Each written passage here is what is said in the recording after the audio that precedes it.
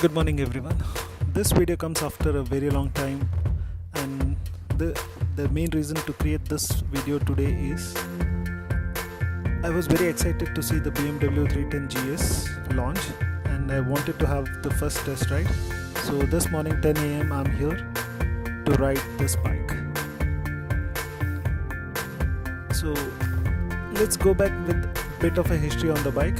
So BMW 310GS is manufactured in India by TVS Motors, and it competes directly with the Kawasaki 300X and the Royal Enfield Himalayan. And coming back to 310GS, this bike is manufactured completely in India by TVS in collaboration with TVS Motors, and BMW 310GS is the first of the lot. The look and feel of this bike resembles 1200GS very much.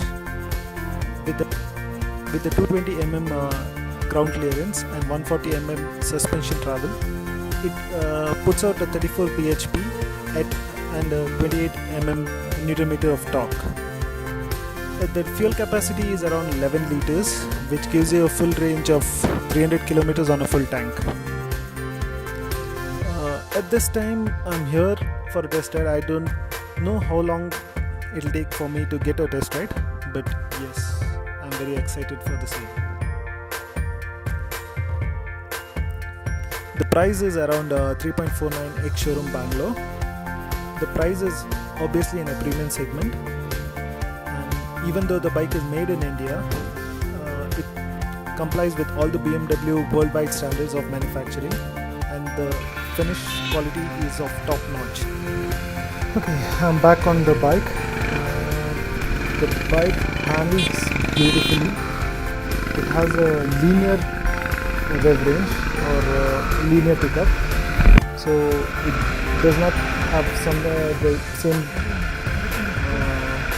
pickup as KTM or some other bike. It has a very linear pickup. I think inside city I've reached speed up to 80 km an hour, and even the braking is beautiful. The ABS kicks in very beautifully, and the front shock absorber takes the complete load of the braking, and hardly you feel anything. So, and the tank sits beautifully between our legs, so it is very easy to maneuver this bike inside the city traffic. And I've tried entering one of the potholes that was on the start of the St. Mark's Road, and I did not feel anything in the handlebar nor on the foot brakes. So people have complained that at 80 kilometers an hour there is a slight vibration, but I never felt it. Yeah, maybe on long rides on the highways we can feel this difference. But riding through the city, I did not feel the bike very heavy or so. It has, I think it has a 169 kilo weight, but almost like a full tank or slightly more. But yeah, handling it is beautiful. And surely, it's slightly overpriced, but yes, I feel it's worth the money. And with this pricing comes with the BMW tag, brand value. So obviously they are going to price it a bit more than the rest of the lot. Surely I think someday I may go for this bike. Let's wait and see.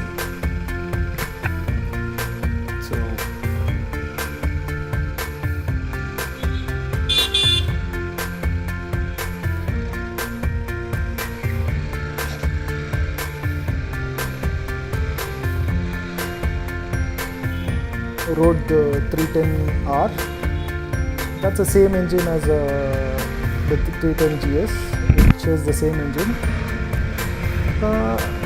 That is a completely different bike because the GS feels tall and wonderful, whereas 310R is very short compared to 310GS.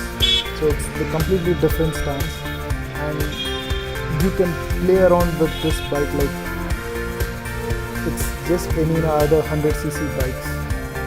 The pickup, both share the same engine, so the pickup and the torque is the same across both the bikes.